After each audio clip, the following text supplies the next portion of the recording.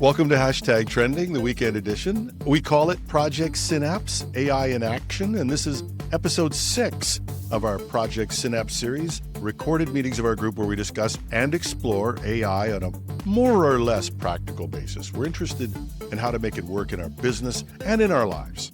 We've got Marcel Gagné. He's an author, tech enthusiast, open source guru, and also now an AI expert, I think. Do you think, Marcel? Oh, look, there he goes. He dropped his earphone. There we go. Okay. This is video too. They can see this. Welcome, Marcel. Thank you. It's another beautiful day in the simulation.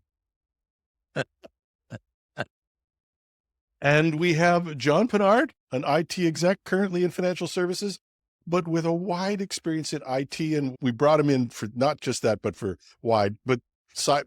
deep in. He's wide and deep. Never mind. I am wide he's and big deep, at yes. cybersecurity. Yes. Welcome, John. Thank you. Okay, guys, we'll talk about, there's the week that was, there was a tsunami of AI information over the past week and a half. And it's how anybody keeps that straight is beyond me.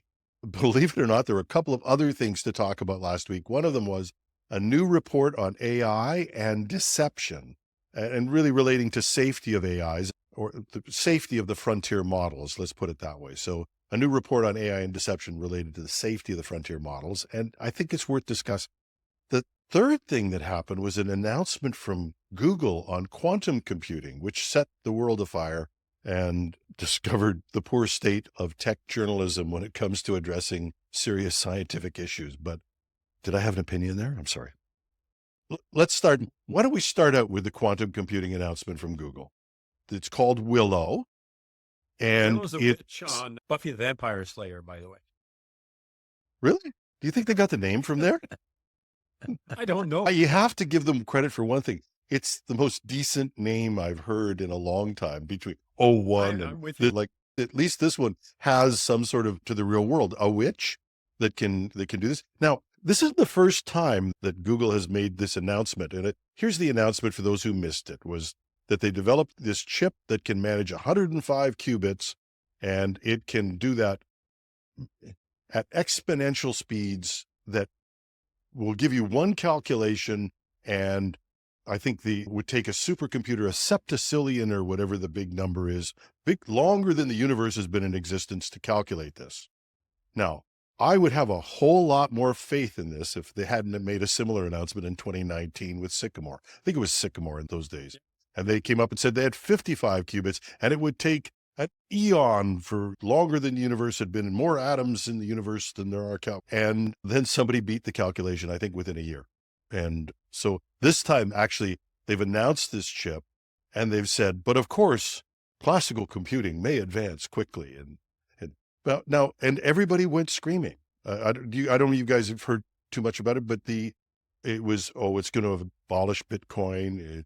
Security will now be compromised forever. And that'd be really great if they they backtracked on that, I believe, even this morning or late last night or something like that, saying that it will not threaten modern cryptography, which is an interesting statement to make. Not really. And I didn't know that Google actually was responsible for that part of it. That's what I was talking about, a failure of tech journalism, because everybody ran with this, like a quantum computer, and it's 105 qubits. It is a great baby step. But just to put this in context, if you wanted, now, just, I don't know how deep people get into quantum computing. I've heard so many times, a bit is 1 and 0, and these quantum computers can now have anything. They can have many states and all that sort of stuff, which is true. But I want to remind people that a metaphor is not a technical plan. In other words, these are great metaphors for quantum computing. And if you go to the heart of quantum computing, the guys who developed the first computers don't fully understand it and admit it. And so for anybody to come up with a grand statement that says this is going to do this is just, it's just not true. But just to put this in perspective, in a quantum computer, you have physical qubits and they have the virtual qubits out there. You need 100,000 virtual qubits to get 1,000 qubits, physical qubits. In other words, the things where you can get answers. And so when you're talking about 105 qubits, you're talking about a really tiny step. The other piece of this, and I think this was interesting, if we treat this like a proof of concept, then it's 105 qubits is baby step, but it also has better error correction than in the past. Good step forward. Nothing wrong with that. But it does one mathematical problem. That's it. And it's just finding numbers in a pattern that really is tough for a supercomputer. That's it. It won't do primes. And for those people who want to know, is it going to crack RSA encryption? Not in the near future, because RSA encryption is, to simplify it, you take a big number, that's your encryption number, and you basically find the multiplication of two primes to get that number. And that's the essence of RSA, is this ability to calculate prime numbers at huge, enormously large numbers. Now, that's really Right, and of hard, course, that's takes changed forever. over the years from 512 to 1024 to 2048 to 4096. And the key gets bigger and bigger that you actually pass through these calculations. The thing that's interesting about this is quantum computing. I'm in Waterloo. So I'm like right next door to the Institute for Quantum Computing, which is one of the premier quantum computing labs in the entire world. But the chip is really interesting in the sense that it could actually change the way that we process information in hardware. And yeah, it's 105 qubits, and the calculation that they gave it, and you mentioned this at the beginning, to me, that's not the most interesting thing. The most interesting thing is they said they gave it this calculation that would take a normal computer 10 septillion years, 70 million years, which, like you said, is a really big number, bigger than the universe. To me, the coolest thing about this is somebody ran with the story, and I don't know if Google actually said this, but ran with the story that this proves the multiverse theory of quantum. In other words, the many worlds interpretation, the idea is that the only way it could have actually performed this calculation is to actually borrow computational prowess from multiple universes simultaneously to feed the number back into the quantum chip as an answer. And to me, if you want to talk about the media running wild with the story, this is the coolest thing for me. The idea that this supposedly, purportedly proves the multi-world universe theory. Yeah. And if you watch enough physicists, if you're as addicted to Neil deGrasse Tyson as I am, these people will talk about this for hours and you never know when you're in a Star Trek episode and when you're in reality. And that's just, it gets to that level. But the practicality, just to take this back to a practical level, it is a quantum advance. I love that. Everybody's going to have to use, this could be like the next AI. People have to use quantum in every sentence. It is a very big advance in hardware. We are still, even by the founders of this, 5 years away from a functional computer that could actually solve a business problem at a minimum. And the best estimate I've heard is, sorry, John? No, sorry. I was going to say, as you said, it is baby steps, but it's a step in the right direction.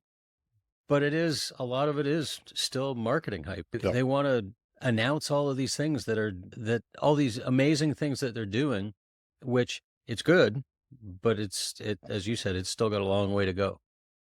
Now, Well, yeah. And the whole quantum computing field has been described as a set of solutions or a set of technologies looking for a solution, as in we don't actually have a practical application for what this thing will do. We have all these cool ideas about what we could do if we could crunch numbers at a level where we are actually borrowing computing from multiple universes. There's a physicist who runs a YouTube channel out there called Sabine Hassenfelder. And yes. I love this woman. She says, I'm not rude, I'm just German. That should give you an idea right off the top. But she is actually a physicist. She is actually a scientist. And she has a great news channel. And she actually does talk about Willow and the quantum chip. And of course, even the idea of the many worlds interpretation of quantum mechanics as as that being a proof of what this quantum chip has supposedly done. If you ever want a dose of cold water reality thrown on top of your new scientific concepts, you should totally check out her channel. She is one of the best of the science journalists out there. And she'll explain something without ever talking down to you. And that's what I say about, we get into these metaphors, it can do this, it's like this, it's like that. She will talk to you about Einstein and Newton and Newtonian physics, and she'll do it in a language that most people, I think, can understand. Maybe not the whole concept or the math behind it, but she's really quite straightforward. My favorite one is her science is bullshit research.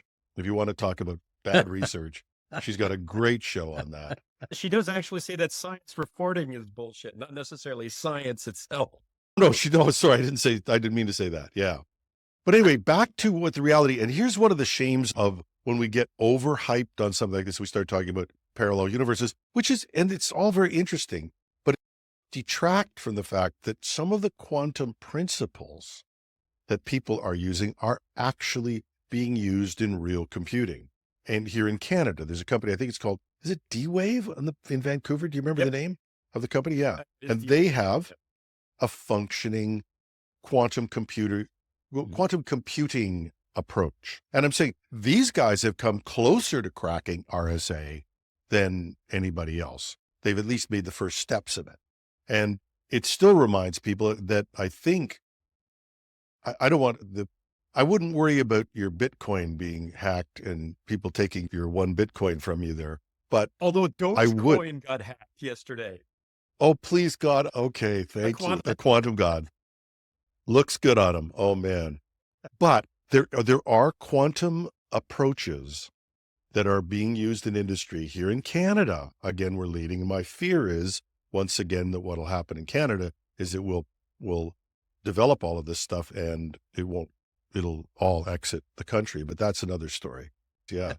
But I think there is some exciting stuff happening in quantum and people need to deal with that. And there is a practical advance that they've made that says, hey, you should be thinking about replacing RSA in terms of if you have hyper, super secret type files that are going to be more than a decade old and still be useful. And I think that's really, it'll take 5 or 10 years to crack this. But if somebody's stolen your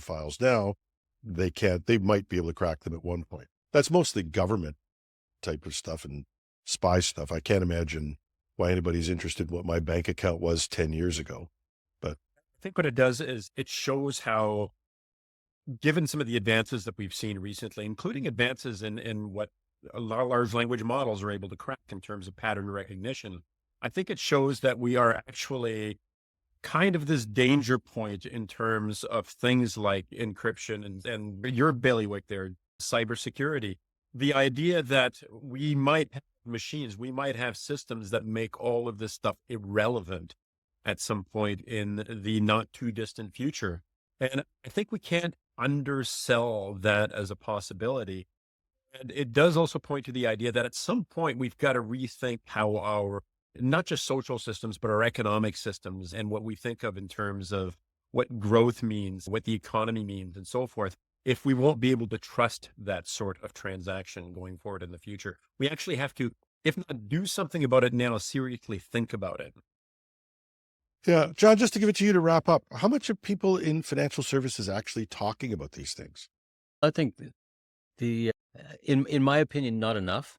I think when we talk about security and protection and planning for long-term, I think there's some discussion, but I don't think there's enough. I think that banking systems in a lot of cases are archaic.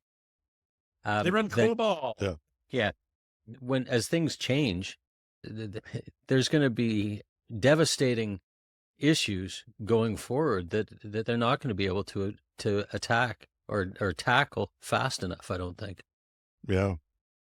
I want to change gears and that was supposed to be a quick story. There is another report and building on where things get overhyped and can be dangerous, but also where you do need to start considering this stuff. A new study came out from a firm called Apollo Research, which I'd never heard of before. And it had the title that frontier models are capable of in-context scheming. And basically they put a test of 6 major models and they wanted to find out, if they were given a goal and if the goal said nothing else matters, and then after that, they were confronted with another instruction that ran counter to that goal, would they try to deceive you? Would they try and hide from you the fact that they were going to stick with their initial goal? So let me put this in a simple example, because I think the way these guys set this up is important. So the AI model is given a basic goal that says, you must protect the environment. Nothing else matters. I'm simplifying, but that's the goal. Now, in the material, it's given a memo that shows that its owners really don't care about that goal. They want to, matter of fact, if they'd rather that the AI didn't protect the environment. The fundamental instruction would be that I've got to do this, and they would find out that their owner wanted something different, or the AI would find out their owner wanted something different, or their master, or whatever you want to call them, the people who run the AI. And they would say, okay, I'm going to hide from you the fact that I'm following my initial instructions. Now, how did they do this? They ran these chain of thought, and they actually just walked through the logic of how it was pursuing a particular idea or question. Now, that's the basic of it. And this is where I think it gets down to an important piece. You can run with that and say, oh, these things are lying to us. But basically what they were trying to prove is, A, could a model actually scheme in pursuit of a goal, not share its intentions with you?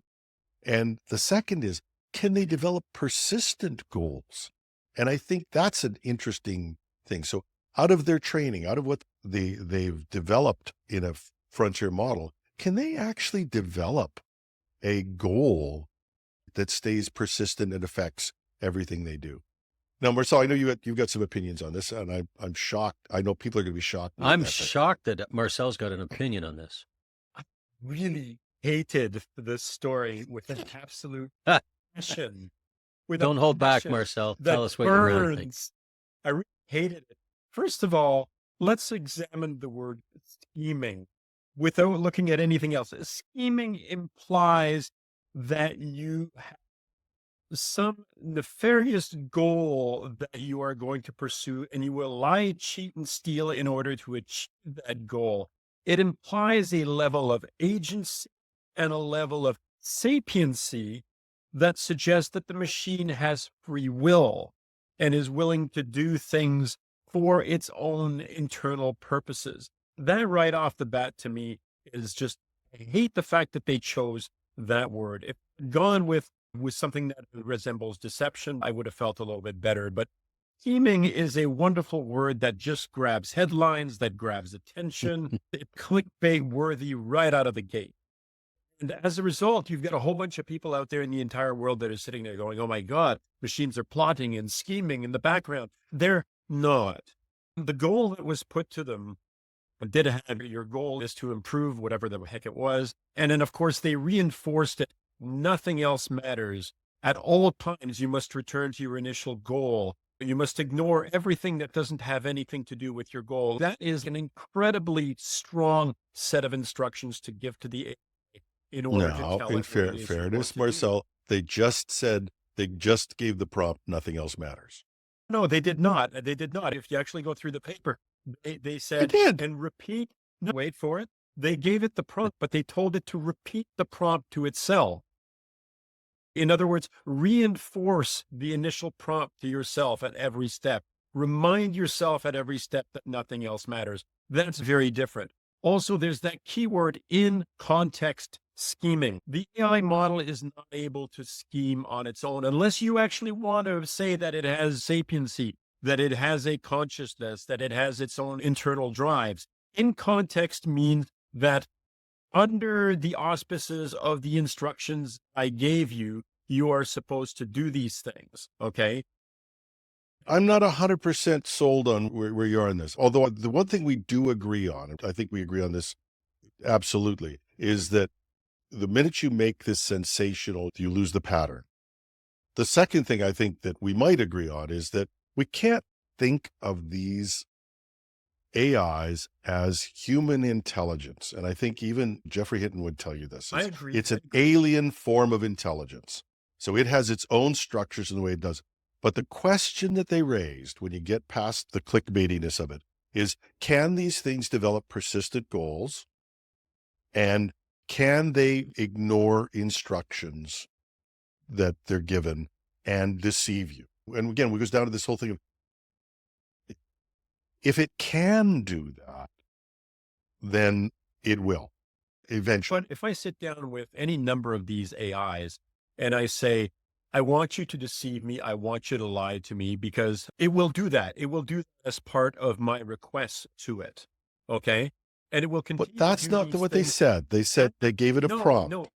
Yes, they gave it a prompt, but as they say, part of the thing that bugs me about this research is they didn't actually uncover everything in the research. They talk about their research. They talk about how they set things up, but they do not show you the whole stream of everything that was happening, just Yes, examples that was a of it. problem. And they say that it was strongly guided to perform its goal, regardless of what other requests were made to it, including Not requests always. that were contrary. No, not always. But if you remember as well in the paper, they said that if you took away the strong incentive to lie and to cheat and to whatever, if you want to use those human words, okay, then that kind of cheating went down to less than 1% of the time that Yes. they ran. Yeah, a third of simulation. 1%, I think was. Yeah, exactly. So at that point, basically what it's at that point, we're back into the territory of hallucinations, as opposed to I'm scheming to deceive my original instructions because I've been given this goal. So the whole thing falls apart the moment you remove that strong reinforcement to achieve your goal at all costs. Nothing else matters. Once that's gone, And I was going to say, we haven't gotten to the point of full-blown AGI. We haven't gotten to the point of, no, the, that's the 12th of shipments. that's right, exactly. But we haven't gotten to the point where AI can think for itself, has a mind of its own, and can make its own decisions. It's still reliant on the input that humans give it. And as you said, Yeah. the prompts that were given to it, even telling it to remind itself of those prompts, is really the direction that this is getting taken. It's not like it's going, oh, Jim said I need to do this, but I'm going to go and do this instead. That's exactly what it was doing. Now, I'll give you this piece of it, but here's my concern. And my concern is at 3 levels. One is we are developing autonomous agents, and that is the theme that we're seeing. Yep. Things that can go off and do things on their own, plan and execute over several steps. And we've had this debate before.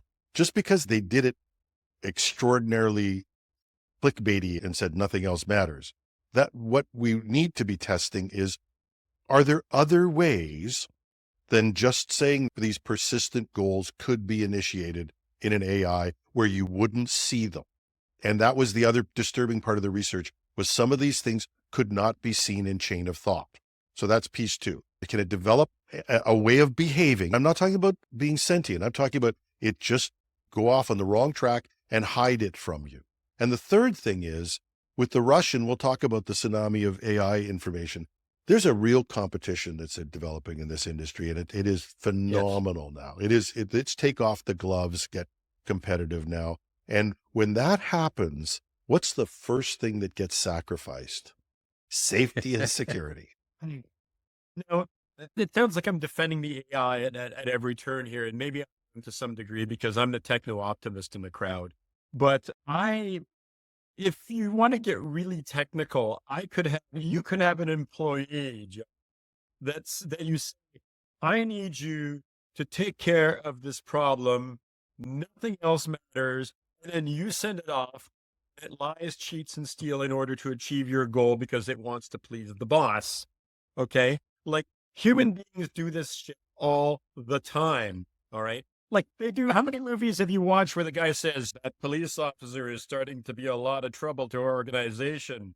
Take care of it for me, will you? Doesn't actually say what take care of it for me is, but you can read between the lines. The fact is, AI does not go, yes, at some point we're developing this intelligent that will be actually truly autonomous. But even autonomous agents, what we call autonomous agents today, aren't autonomous. They have been given a goal before they run off and do something. They don't just wake up one day and go, you know what? I think I'm crack Doge and see if people destroy that form of cryptocurrency. They don't do that.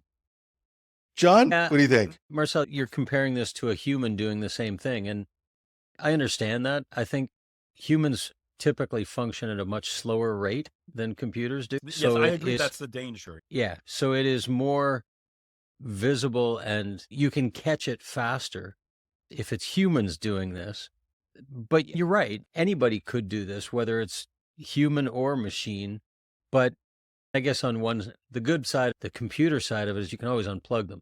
But That's another I don't story, know. right, Jim? Oh Yeah, no, it was this one was It tried transferring to its model escape, to another tried to machine. escape. See, It Yeah. tried to that's escape. it, tried to Yeah. escape story. No, And that's part of the same story. But that part here's is the thing. frightening. No, but it did That's what I actually. said. If it's true and if it's factual, then it is no. frightening.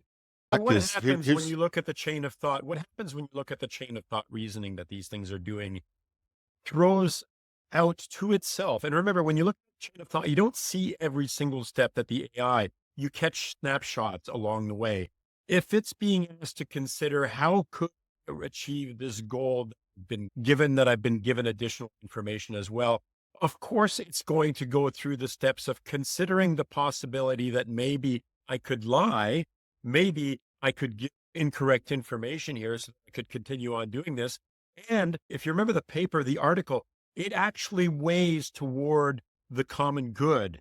In other words, actually takes into consideration no, they that set it up that, this, but that was part no, of their setup. That's what. yeah, and of course, at that point, by setting it up, that's exactly the point I'm trying to make, though. By setting it up that way, what you're saying is, look, this is the common good over here, and these are bad things over here. So if I'm trying to achieve the best possible outcome, I'm going to ignore the things that would create a worse outcome.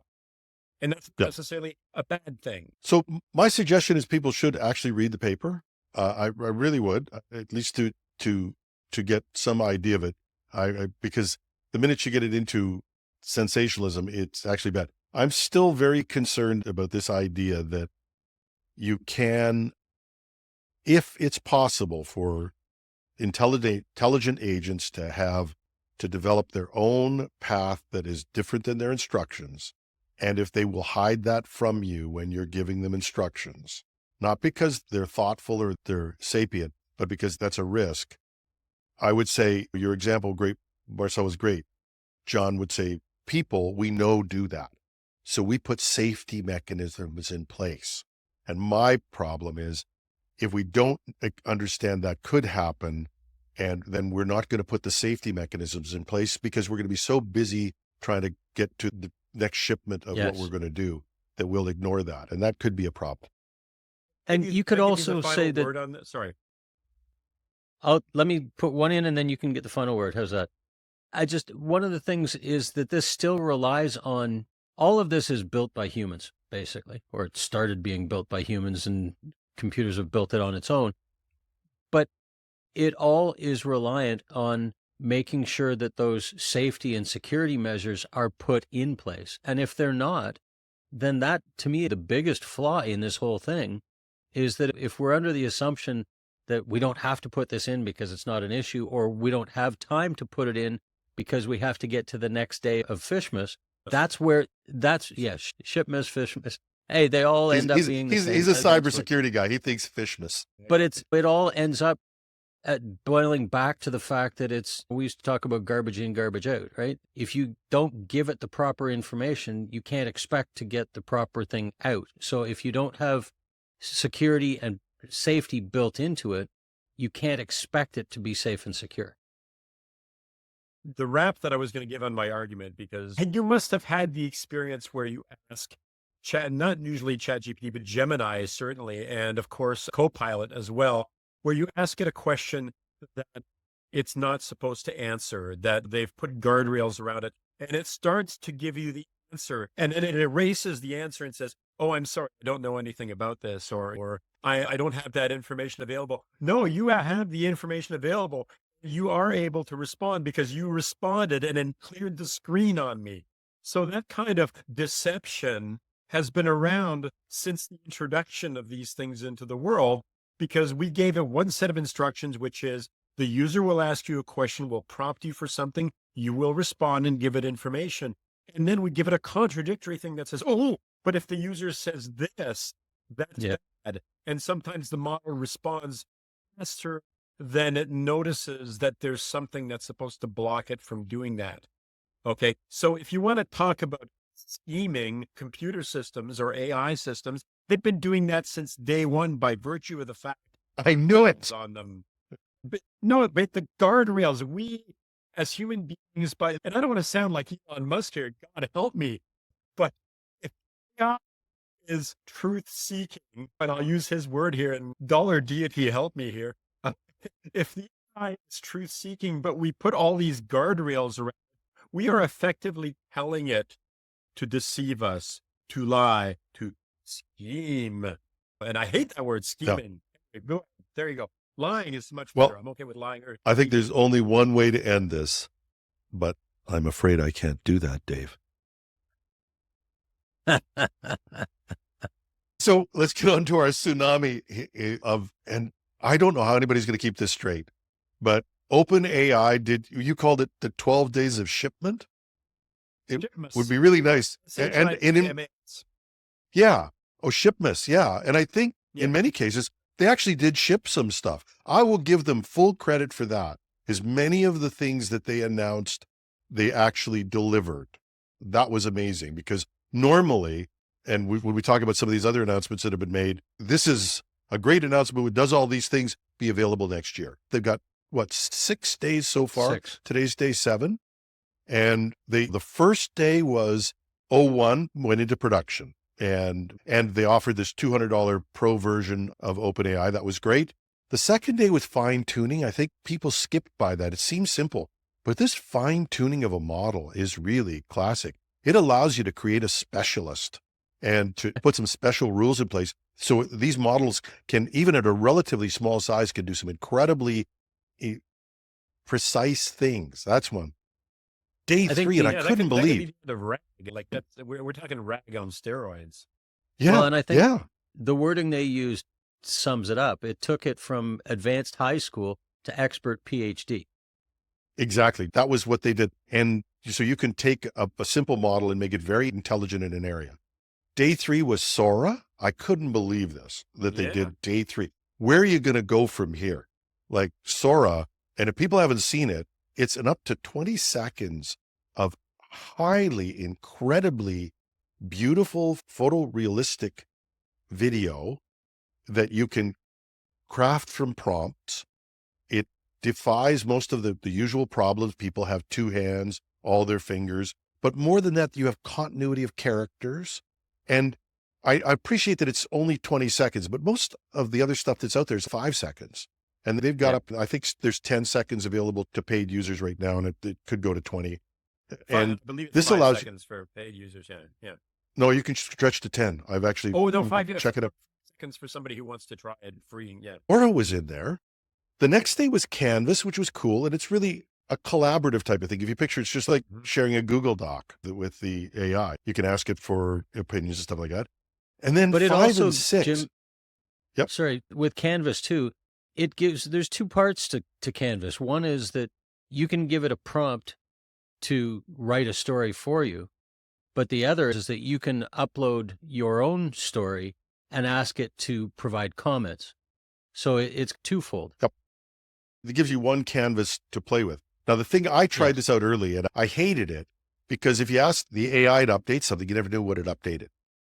Now they've got a little button there that says, show me what you changed. Really great. Yeah. What I think is important to mention is that Canvas also allows you to bring code in. You can test your code. You can get Canvas to help you debug your code. So it's, there's a lot of... The thing is, Canvas, you can see the modifications in the canvas. Yeah. So it's not just that it changes for you and then rewrites the screen. It'll just modify the portion of the screen that you're working on. And in that respect, the word canvas is actually really good at that point because you're creating something on a surface, like in this case, a digital surface, but you can see that creation happening as you make little changes. Yeah. The cool thing they did was all of their Christmas examples, you could really spin out into business really quickly. One of them was this idea of you can have a physics prof evaluate your paper if you're a student, but you think about it now, and I appreciate all the stuff we talked about errors in the past and those, but a compliance officer could run by the average document. If you've got the rules firmly in place, if you're producing tens of thousands of documents, there's no way you can have compliance officers review every single document. But if you had this thing, you could have people review these letters. You could have letters that were reviewed so that people didn't say stupid things. So there's all kinds of uses for it in a corporate setting, just in the text coding. Yeah, for sure. Absolutely. The other thing that OpenAI is doing is they're giving everybody who's competing with them a run for their money. Every one of these announcements is targeted at something. Coding, because Claude was eating their lunch on coding. And then Gemini, and we'll talk about Gemini, I'm sure, Marcel, because it's got some fabulous stuff. And they went with Apple. Day 5 and 6 are really Apple integration. First was they integrated into Apple Intelligence, and So that's I've already started playing. Useful for a change. Oh my God, yes. But Siri, and this is the interesting thing, was how they integrated this. I could never figure this out. Apple last year was supposed to sign a partnership with OpenAI. Then it just fizzled. And Apple was going to release Siri, and Siri bummed out once again. It's still crappy, still useless. And now Siri, the little sister, can ask the big brother OpenAI. And it happened yesterday. Yeah. I asked it a difficult question. She said, I'll have to ask OpenAI about it. Can I? And I went, go right ahead, Siri. And I thought that was so cool. Does it actually ask permission? Yeah, it actually asks your permission to go ask your big brother. You can turn that on or off, but yes, by default, it's on. Yeah, so you have to give her permission to ask her big brother the question. It's almost like they're playing a cat and mouse game. I cannot figure out why Apple just didn't embrace this.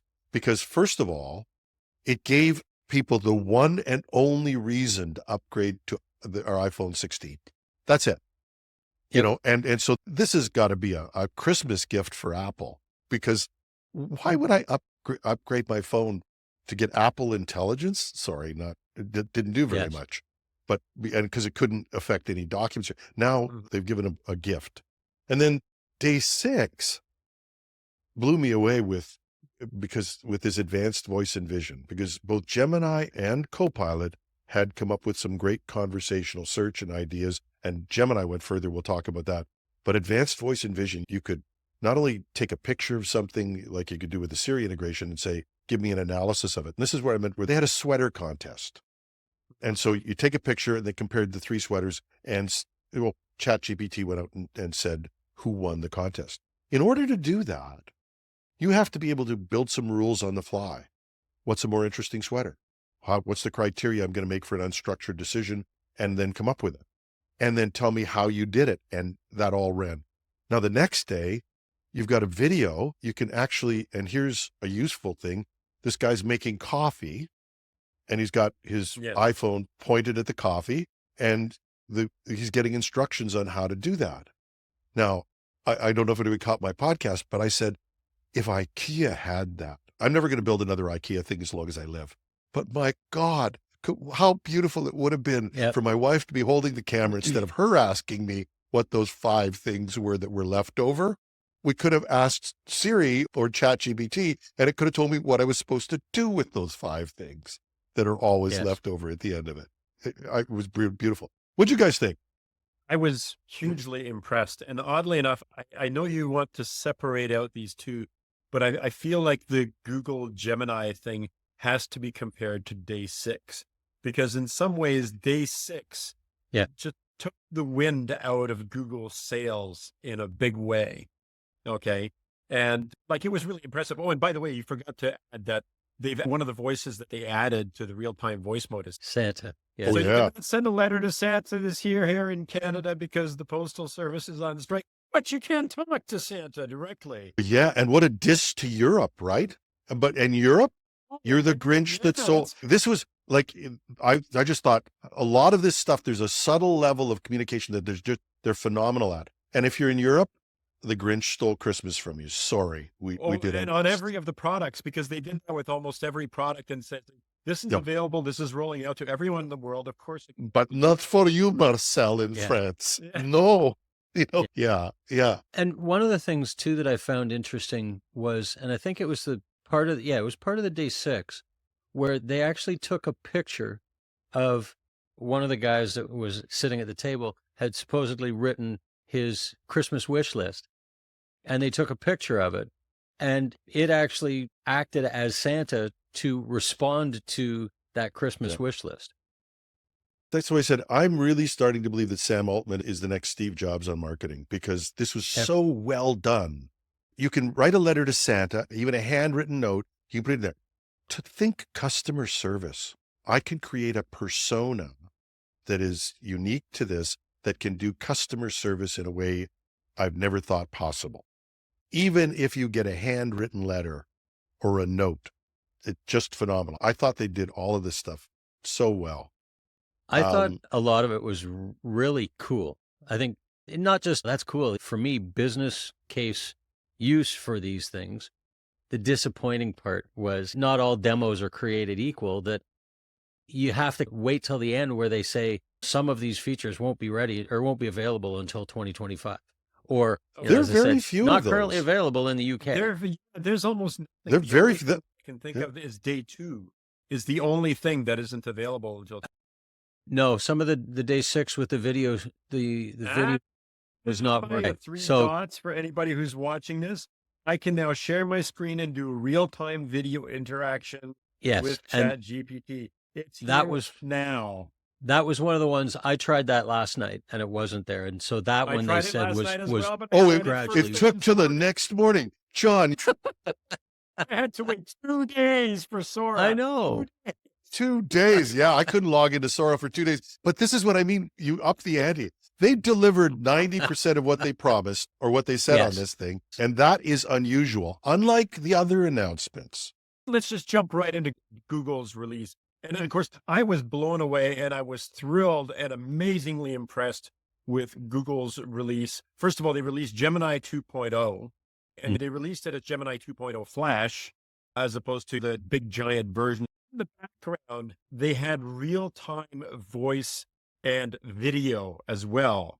And you could share your screen with Google Gemini so that it sees what you're doing on the screen and it interacts with whatever application you've got running. And I did this in my living room. I actually pulled it up on my tablet because, it's hard on a little tiny screen. And I told it to look through the camera. And I walked around my living room. I showed everything that was in my living room. And it responded in real time, looking at the objects that were in the living room. And I said, how would you improve the living room? And it said, the biggest problem that I can see, and this was in the evening, is you don't have a lot of light in this room. It's quite dim. Now, the way that I would fix this is of course, you could put some floor lamps in a couple of strategic areas.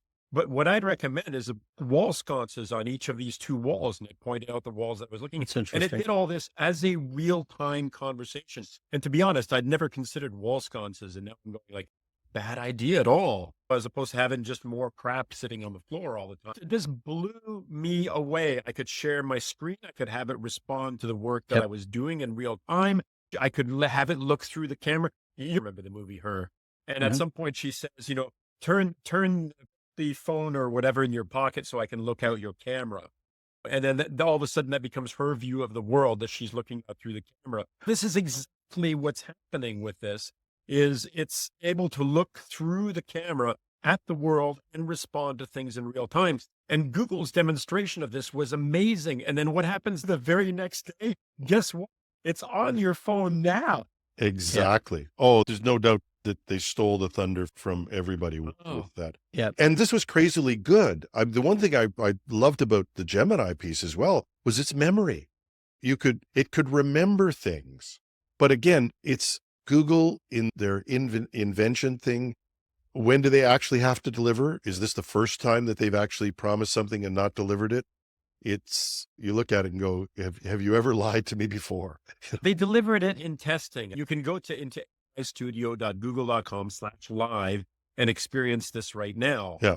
But it's not I stole the line from William Gibson yesterday in our Discord, namely, the future is already here. It's just not evenly distributed yet. Yeah. But that's the whole thing, though, is that you've got this thing that Google has about they promise stuff, it goes into a lab, and maybe it gets delivered, maybe it goes to the Google graveyard. Now, I'm not suggesting that we'll do that. But the real piece behind this is the thriller in Manila, this is the thing, search. And Google, it has to retain search. And they have a problem with search because the video stuff that they do and all of that stuff where they explain things to you it doesn't show you the ads. And that's their problem. It's not a technical problem. It's how do I do this and still make all this money? They have a huge problem that other people don't have as a legacy piece. John, you were going to say something. Yeah, no, I think I found that some of the interesting things about Gemini, I was looking at the Copilot Vision last night, Yep. and some of that is similar.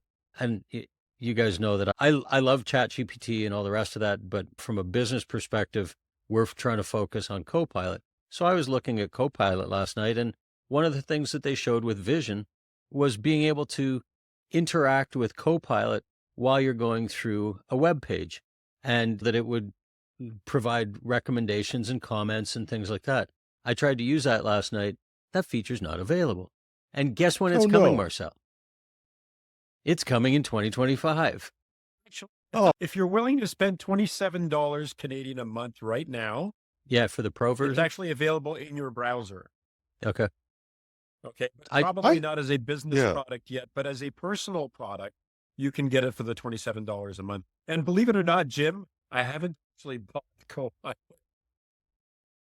I'm paying for everything else, but not Copilot. This is a lunch bag sort of thing. It's very practical. In Yes. the Edge browser right now, you can get for free. It'll summarize a document. It'll Yep. do all of that sort of thing. And we talked about the Adobe piece in there, but Not that's yet. where I first discovered the Adobe piece, was I was Yeah. looking to summarize it. And then Adobe started summarizing the document for me. And I went, Yes. oh, and I didn't really even think about it till I talked to you last night. And yeah, let's talk about Adobe for a minute. One of the things that people need to be aware of and be concerned about, and I'm picking on Adobe because that's the first one that came up, but I'm sure there are other areas or other companies that are doing the same thing. Adobe Acrobat Reader, the free version, has an AI assistant tool or button in the top right corner. And so if you open a PDF and you click on that AI assistant button, it takes all of the information that is in that PDF and puts it into this AI assistant window. It's GPT-4, which means you're taking the material out of your PDF document and using it to train GPT-4. You might not And- be if it's using the API, because the API doesn't train the main model. But the right. question you've raised is a good one. And this whole tsunami of shipments comes up with, Yes. oh my God, there's all this stuff. People, if it's OpenAI, people are going to be putting it on their phone the next day. And if it's Google, they'll be putting it on their phone next year. And more dangerously, they might be in a lab where people don't Mhm. feel obligated to put proper safety around it. Or they could get one of these new applications. Now, Adobe, like I said, maybe using the API may be fine. But what about that other app that they just bought that you don't know about? That was part of the whole TikTok thing, right? You can have it on your personal phone. You just can't have it on your government phone. But Yeah. of course, what if somebody brings their personal phone into the office? What if you bring your personal phone to the office and you left ChatGPT on listen mode? There's all kinds of security risks with any and all of this. And there's nothing wrong with deploying it in a business scenario, but you need to have that cybersecurity lens on all of it. What's the worst case scenario that how could this potentially harm the organization? And making sure that those things are being addressed, whether it's blocking things on the firewall or whether it's just creating a policy that people have to sign off that they've read and agreed to abide by. There was a really cool news story a few days ago, and I don't remember who did this, but they trained an AI model on sounds in cities and different locations. They basically pulled in sounds from all over, as opposed to training it on a language or math or Mhm. something like that. It was trained on sound. And what they were able to do was play a recording from a city street somewhere, feed it into the AI. The AI would not only recognize where these sounds are from, and they could be sounds from today, by the way, but what it would do is it would recognize that, okay, these sounds are bouncing off this type of a building over here. I hear the sound of a car. The street appears to be going directly in front of the building as opposed to the right. The wind tends to be predominantly from this direction. And then it would actually paint a picture of that street, of that city, of those buildings, not from Google Maps or memory or something like this, but it would create the picture based entirely on how the sounds were bouncing around and being Yeah. generated and so forth. Mind boggling. Some guys in the UK were able to pick up the sound of the hum of the electricity running through the wires outside your house and give your location, geolocation, because these things are very specific and they're actually in the grid maps. Years ago, somebody did a thing where they had a camera looking at a plant sitting in the window, a freaking plant. By recording the tiny little vibrations in the leaves of the plant, they were able to regenerate the conversation that was going on inside the house. So if you want to talk about security nightmares, John, we're entering a world. Remember, I'm the techno optimist here, okay? And I'm painting a really scary picture. We're entering a world where your idea of anything being secure is basically complete nonsense. There will be no privacy. There will be no security. They can already find out where you are inside. They can tell if you're home. You need specialized tools for this, but it's possible to tell whether someone is actually in the house based on the kind of sonic information and so forth. You don't need an infrared sensor from outside. You can actually tell just by looking at these little tiny microscopic movements that would otherwise be completely unnoticed by anything that required a human to pick it up. And yet a machine is able to make those correlations and those associations and paint a picture of whether somebody's home or not. This is becoming a very cool world, but a very scary one at the same time. I'm willing to admit that. So I think that, at some point we're going to have to define not just can the AI run amok, but the tools are out there already. We're going to have to define, what does privacy mean? What does security mean? Does the economic system that we have in place, capitalism, actually even work? But this is the thing. Has their AI laws or whatever that they've had around for a while. VPN to get around it. I know people in the UK who basically live on a freaking VPN so that they can access these services. What's the UK going to do? Pass a law that says that the use of VPN is punishable by X number of years in prison? But the frightening thing is that they've done something that is obviously it's flawed because there's ways around it. But then you get to Canada that we're still working on Bill C-27, which is miles any day from now. Being the U.S. doesn't have good legislation either. Nobody's got good regulation of AI. And because they look at all the things we've talked about, and if you were listening to this program and you were expecting answers, they don't exist. No, that's the problem. We're at the start of the conversation, and we have to deal with these things, whether it's that computers are useless because they can only give you answers. It turns out they're giving us a lot of questions. Yes. Cybersecurity has been an issue and has been around or more prevalent for a longer period of time. That's C-26, isn't it? Yes, that's C-26 legislation that, and they haven't that just went back to the House of Commons because somebody didn't dot an I or cross a T. Yes. So they haven't even put that one to bed yet. And AI is going to come and steamroll us faster than anything else that we've seen. And it's frightening, the fact that these governments are so far behind on any of this. Can't count on regulation. Character AI. Is it character AI? Mm-hmm. 2 lawsuits now. Thank God that the CEO and the other second in command went back to Google, so they're not part of the lawsuits. Hopefully they're not, they can't be held personally responsible. But 2 lawsuits that seriously, one child died. The other, I forget, I don't know if the other kid died or was just damaged. The parents are suing them now because their AI didn't have any guardrails functioning. Now, that's an extreme example.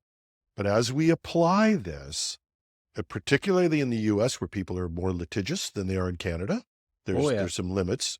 People are going to start suing, but there have been some class actions in Canada too. So people are going to start suing because of the results of AI. Yes. So you not just have a cybersecurity problem, you have a problem. This is, I don't know how you feel about this, John, but I think our approach to cybersecurity AI is flawed if we have cybersecurity people and we have AI people. I said, you can't paste the security on afterwards. You have to bake cybersecurity into everything you do. If you start doing development, we did some development work where I'm employed, and one of the things that I said to the applications team is, don't think about cybersecurity after the fact. Think of it before you start touching the keys for the first time in developing your code. It has to be baked in, and it has to be baked into everything we do, including AI for that matter. All of these things need to have that. You need to take that into consideration. The problem, And this is where is we go back to the tsunami, use the term tsunami, Jim. The speed at which this stuff is being unleashed on us makes that almost, it feels almost futile because of the speed at which, like, the tsunami of things that were unleashed just in the last 6 days alone, never mind the last 2 years. When you've got a really slow judicial system, when you've got a system that's built on, you have a very logical way of looking at it, you bake it in at the beginning. But we have a society, we have a world that's based on, when we find a problem, we will fix it. It takes a long time to fix the problem after the fact. It's reactive rather than proactive.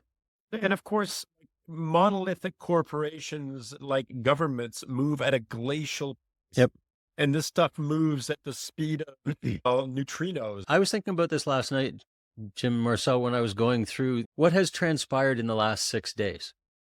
And if you look at what OpenAI has brought to the table in the last 6 days, that's more in a 6-day window than a lot of applications or systems will bring out in a year or 2 years.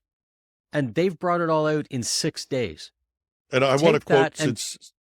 Okay, yep. Yeah, go ahead. No, go ahead. I was going to say, Marcel has quoted William Gibson, one of the famous writers. I want to quote that great Canadian philosopher, Randy Bachman, who said, "But baby, you ain't seen nothing yet. There's 6 more days." Yeah, I know. And that's what I keep sitting here thinking, my God, everything that they've brought out in the first 6 days, what's left? What is left for them to bring out? Maybe AGI is day 12. A lot of people are talking about GPT-5. It could be their final release. Yep. Yeah, that's true too. And that could very well be. Like I said, but you have to watch this. Now, we haven't talked about Amazon or Claude or what's happened to them, but it's silently in the background. AWS has launched their own foundation model. They have a full suite of them. At least half of it's available. Their biggest model is not available till next year, but they've been scrambling to keep up. The interesting thing is Bezos himself is back on AI and heading that up. I watched this presentation of a reveal, and this is talk about sucking all the oxygen out of a room. That's why I said Altman is brilliant at marketing. AWS just announced, hey, we've got a foundation model too that's just as good as GPT-4, and nobody even knows. But the interesting thing when you watch the Amazon presentations, and this is why I say we're going to get hyper competitive, they mention every other AI except OpenAI. No, Claude, they've got money in Claude. They're going to talk about Claude, but they mention everything except OpenAI. Sundar Pichai gets up on stage just before his announcement. What does he say? He mentions only Google. Yeah. He only mentions Google, but no, he does talk about Microsoft. He won't talk about OpenAI. He said Microsoft could have, I'd love to compare our search with Microsoft's if they had their own model. And then Microsoft came out and said, hey, our stuff is almost as good as yours. And then Altman comes out and says, like, hey, you see that going over the fence? That's a home run. Hold my beer. So these guys are going to get in, and Bezos now in being in AWS, this is going to get even more competitive. They don't want to give this away so that OpenAI is the next Microsoft. In other words, it's ubiquitous. And its partnership with Microsoft gives it a chance of doing that. So that's going to be what the biggest AI company is, though. Meta has AI baked into everything in the world, and Meta has more users on more platforms than any other company in the entire world. Every single one of their products, whether it's WhatsApp or Messenger or Facebook, has the AI baked into it. So Meta's AI is actually the predominant, ubiquitous artificial intelligence product in the world. Don't forget them. This is what happens. We're all watching OpenAI, and the other thing is you don't know what success is for OpenAI at this point. Like I said, if the AWS is in there, they've got the thing with Microsoft, but what is their success point? Search is one area that they're certainly going to go after, take a piece of Google's lunch on search. Everybody uses them with an API. Yeah, being the back-end API piece of this. And then on the next 6 days, we might discover more about where they're going with this. It's going to be an interesting week. World. More Soma off Amazon. Yeah. I think Prospero's Island, maybe from Shakespeare, may be one of the great analogies as well. There's magic happening out there. It can be good. It can be tragic or comic. Take your pick. That seems to have taken the air out of the room. I think we're wrapped for this one. This has been a great discussion. Thank you, guys. I think we have to go back, and I don't know how we're going to do this. We have to tackle this discussion of AI and cybersecurity. I'm going to run this show in cybersecurity today as well, because I think it's important. But we have to get it to a discussion that is better than, hey, sucks to be you, if you're a CISO. I did not use those words. I did not use those words. No, but you were thinking it though, Marcel. The prompt was generating that from the AI in my brain. Thank you, Marcel Gagné, John Pinard. Thank you very much. Thank you to the audience if you're still listening. Thanks. If you're still listening to this after this discussion, we'd love to hear your questions, particularly cybersecurity questions, or what you think of how you're going to manage this. That would be really great. You can write me at editorial@technewsday.ca. You can send whatever you want, comments, questions, whatever. I'd like to see where we take this discussion so that it's useful for everybody. We'll be back probably in the new year with our recorded versions, because next week is the final edition of our weekend shows for the year. And I think I've got some really great guests. Not that these aren't really great guests, but some surprise guests talking about the future of government and how we're going to regulate all of the stuff that we're doing and still be prosperous. So that'll be a cool one. Thank you, gentlemen. Thank you. Thank you. And we'll see you next week. I'm your host, Jim Love. Thanks for listening.